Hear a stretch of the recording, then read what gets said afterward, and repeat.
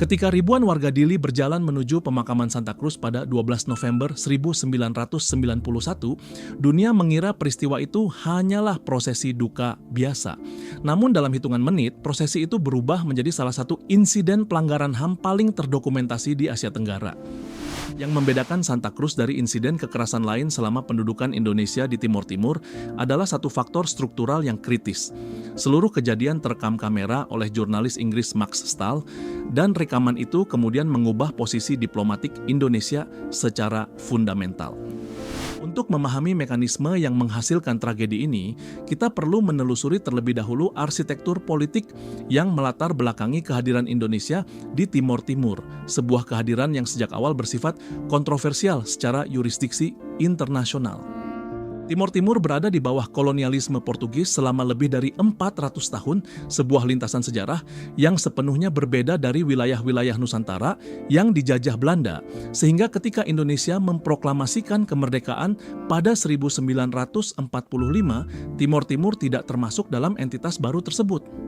Titik perubahan terjadi pada 1974 ketika revolusi Anyelir di Portugal menggulingkan rezim diktator Salazar Caetano dan mendorong Lisbon melepas seluruh wilayah jajahannya. Di Timor Timur, ruang politik yang tiba-tiba terbuka memunculkan 3 faksi utama, UDT, Apodeti, dan Fretilin. Fretilin dengan platform nasionalis kiri memenangkan persaingan internal dan pada 28 November 1975 mendeklarasikan berdirinya Republik Demokratik Timor Leste, menjadikan wilayah itu secara formal sebuah negara merdeka meski pengakuan internasional yang diperolehnya sangat terbatas. Respons Jakarta terhadap deklarasi ini dibentuk oleh logika perang dingin yang dominan pada era tersebut. Pemerintah Orde Baru di bawah Soeharto menilai keberadaan pemerintahan berideologi kiri di perbatasan timur Indonesia sebagai ancaman ideologis yang tidak dapat ditoleransi secara strategis. Laporan CEVR Komisi Penerimaan Kebenaran dan Rekonsiliasi Timor Leste yang dipublikasikan dalam dokumen bertajuk CEGA mencatat bahwa kekhawatiran ideologis ini juga dirasakan oleh Amerika Serikat dan Australia yang pada periode tersebut memiliki kepentingan strategis dalam menjaga stabilitas kawasan dari pengaruh komunisme. Dokumen yang telah dideklasifikasi menunjukkan bahwa Presiden AIS Gerald Ford dan Menteri Luar Negeri Henry Kissinger mengunjungi Jakarta pada awal Desember 1975 dan pertemuan tersebut kemudian dikaitkan dengan keputusan invasi yang diambil Indonesia hanya beberapa hari setelahnya. Pada 7 Desember 1975, militer Indonesia melancarkan Operasi Siroja, invasi skala penuh dengan penerjunan pasukan melalui jalur udara dan laut ke Dili yang menandai dimulainya periode pendudukan yang berlangsung selama lebih dari 2 dekade. Laporan Amnesty International dan Human Rights Watch mendokumentasikan bahwa selama periode pendudukan, warga sipil Timor Timur menghadapi berbagai bentuk kekerasan sistemik, termasuk operasi militer di wilayah pedesaan yang mengakibatkan korban jiwa dalam jumlah yang masih diperdebatkan oleh berbagai sumber. Laporan CAVR memperkirakan total kematian akibat konflik, kelaparan, dan penyakit selama periode 1975 hingga 1999 mencapai antara 2.800 hingga 183.000 jiwa, angka yang merepresentasikan proporsi sangat signifikan dari total populasi Timor Timur pada masa itu. Memasuki 1991, bentuk perlawanan di Timor Timur mengalami pergeseran struktural dari gerakan gerilya bersenjata yang dipimpin Valintil di wilayah pedalaman menuju gerakan bawah tanah perkotaan yang digerakkan oleh jaringan pemuda dan mahasiswa di Dili. Pada November 1991,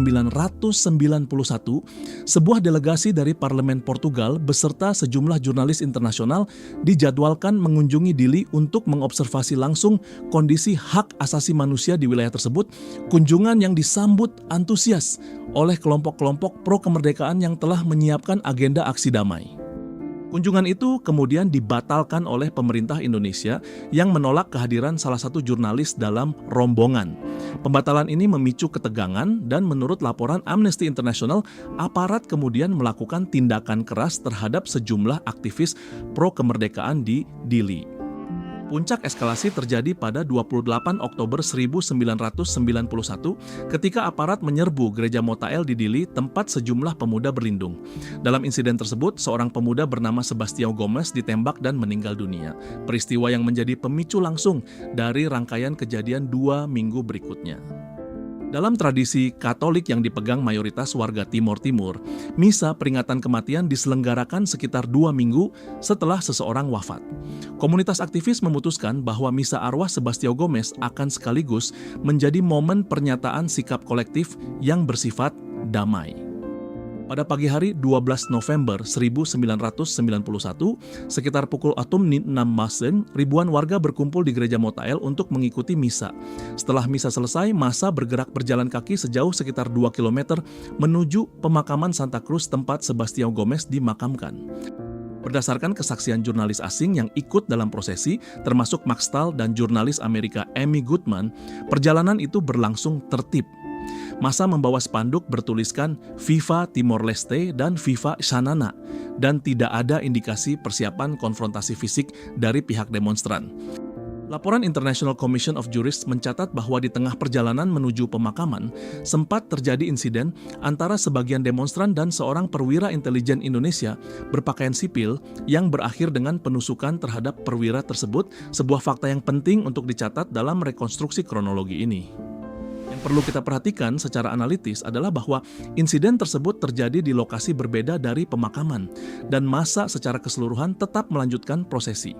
Insiden itu tidak mengubah karakter damai dari kerumunan yang akhirnya tiba di Santa Cruz.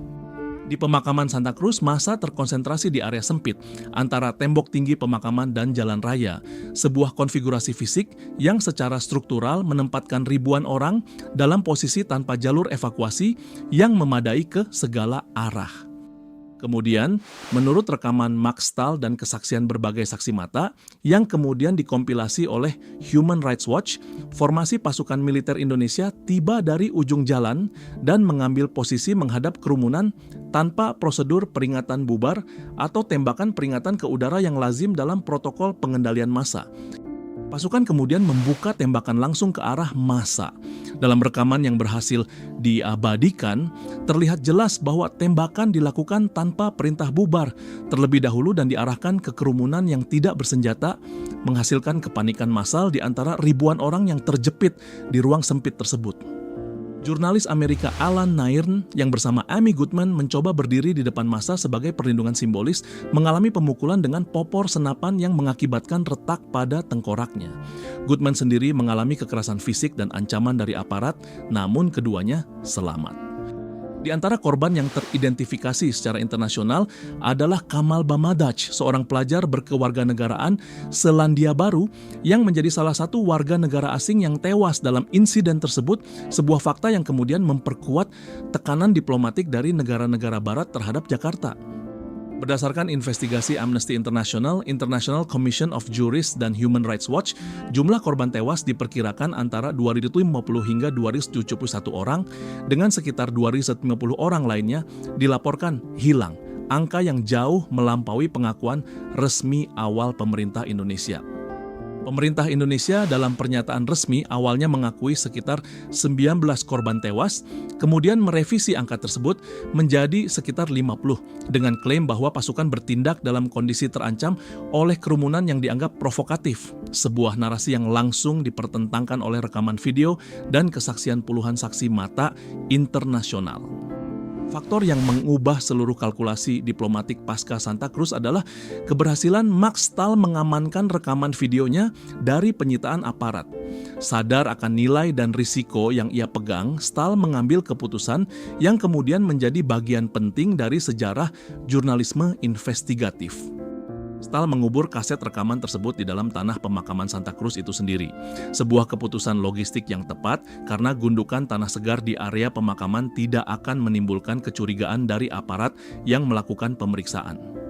Setelah situasi mereda, Stahl kembali ke lokasi, menggali kaset tersebut, dan kemudian dengan bantuan Saskia Kouwenberg, jurnalis Belanda, berhasil menyelundupkan rekaman itu keluar dari Timor Timur untuk diserahkan kepada jaringan media internasional. Pada 1992,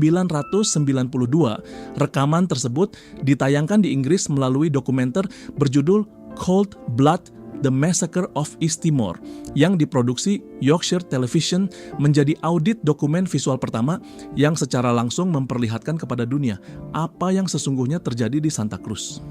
Dampak penyebaran rekaman ini terhadap ekosistem diplomatik internasional bersifat segera dan substansial. Kongres Amerika Serikat mengkritik keras kebijakan pemerintahannya sendiri yang selama ini mendukung Jakarta, dan beberapa program bantuan militer AES kepada Indonesia kemudian dihentikan sebagai konsekuensi langsung. Uni Eropa, Parlemen Eropa, dan berbagai institusi hak asasi manusia internasional mengeluarkan resolusi dan pernyataan resmi yang mengecam tindakan militer Indonesia di Santa Cruz, menempatkan isu Timor Timur secara permanen dalam agenda hak asasi manusia global yang tidak bisa lagi diabaikan. Di dalam negeri, pemerintah Indonesia membentuk Komisi Penyelidik Nasional yang menyimpulkan bahwa tindakan pasukan memang tidak dapat dibenarkan.